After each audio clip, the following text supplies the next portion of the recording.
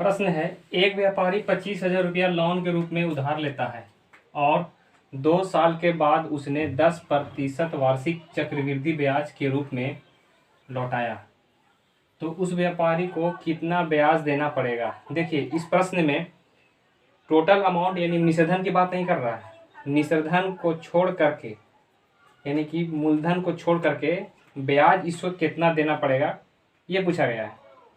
तो देखिए, इसका सबसे पहला तरीका है हल करने का, जो बेसिक इसको बोलते हैं, वो ये है कि मिश्रधन बराबर होता है मूलधन गुने 1 + 10/100 और यहाँ पे समय रहता है।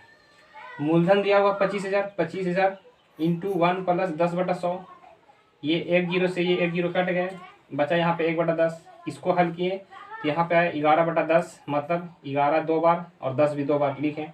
ये 2 0 से 2 0 यहाँ पे कट गया, बचा 250 गुने 11 गुने 11 121। इसको इसे मल्टीप्लाई किए तो 30250 यानी कि 30,250 रुपया आया।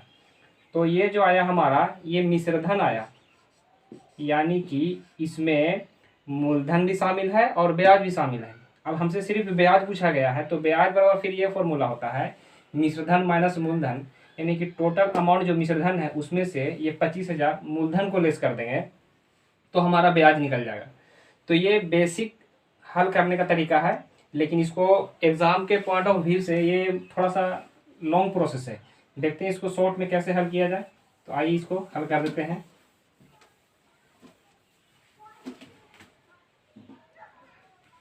मान लिए ब्याज जो है 2 साल के लिए है ना, हाँ 2 ही साल के लिए है।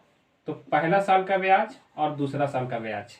पहला साल देखिए, मिश्रधन चक्रवृद्धि ब्याज और साधारण ब्याज में फ़र्क ये होता है कि साधारण ब्याज पे ब्याज नहीं लिया जाता है, लेकिन चक्रवृद्धि ब्याज में ब्याज पर भी ब्याज लिया जाता है।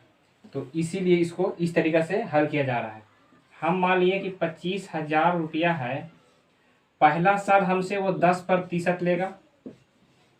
तो देखिए 10% निकाल लिए तो यानी कि 2,500 रुपया लेगा पहला साल। फिर दूसरा साल भी 2,500 रुपया लेगा। अब सवाल है कि ब्याज पे भी ब्याज लेता है, तो इस पे भी ब्याज ले लेते हैं।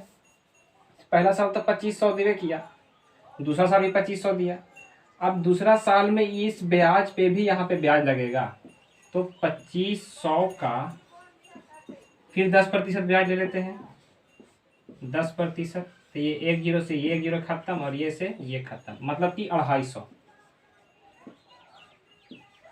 हो गया। अब इस सारा को ऐड कर दें तो मिल जाएगा 2,500 प्लस